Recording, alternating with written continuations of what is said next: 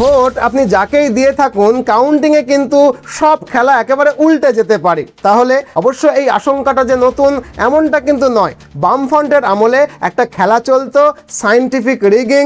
নিশ্চয়ই মনে করতে পারছেন, সেই সায়েন্টিফিক রিগিং যে শুধু ভোট কেন্দ্রে খেলা হতো এমনটা নয়, খেলাটা চলতো কাউন্টিং সেন্টার পর্যন্ত, যেটা অনেকেই কাউন্টিং জ্যামিংও বলে। দেখুন, কাউন্টিং প্রক্রিয়াটি সাধারণত নির্দিষ্ট নিয়ম মেনে ধাপে ধাপে এগোয়, যেখানে প্রতিটা রাউন্ডে নির্দিষ্ট সংখ্যক ইলেকট্রনিক ভোটিং মেশিন খোলা হয়, ভোট গোনা হয় এবং ফলকে নথিভুক্ত করা হয়। এখন একটা বিধানসভা কেন্দ্রে 200 থেকে 300-র মতো বুথ থাকে, ফলে একটা বিধানসভায় 15 থেকে 25 রাউন্ড পর্যন্ত কাউন্টিং হতে পারে।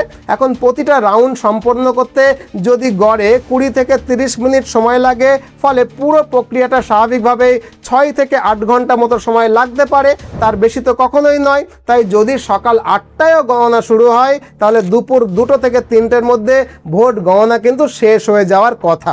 অথচ রাজনৈতিক মহলে মাঝে মাঝে অভিযোগ ওঠে যে কর্তৃপক্ষ নাকি দেরি করে করে টেবিলে ইভিএম পাঠায়, মানে ইচ্ছাকৃতভাবে কাউন্টিংকে স্লো করে দেওয়া হয়। ফলে যে গণনা 2-3টের মধ্যে শেষ হওয়া উচিত ছিল, সেই গণনা মাঝরাত অবধি গিয়ে ঠেকে। এভাবে কাউন্টিংকে স্লো করে দিয়ে যদি মাঝরাত অবধি নিয়ে যাওয়া যায়, তাহলে দীর্ঘ কাউন্টিংয়ের সময় এজেন্টদের ওপরে মানসিক এবং শারীরিক চাপ বাড়ে। অনেক সময় খাবার ও জলের জন্য বিরতি কম থাকে, যার ফলে ক্লান্তি, মনোযোগের ঘাটতি এবং মাঝে মধ্যে এজেন্টদের সাময়িকভাবে বাইরে যাওয়ার মতো ঘটনা কিন্তু ঘটে।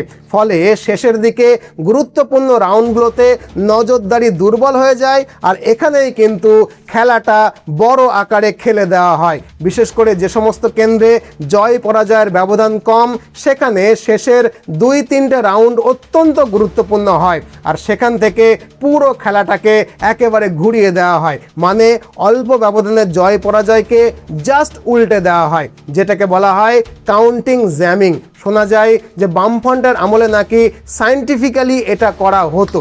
তবে এখন যেটা প্রশ্ন, সেটা হলো এবারের কাউন্টিংয়ে কি এটা হতে পারে?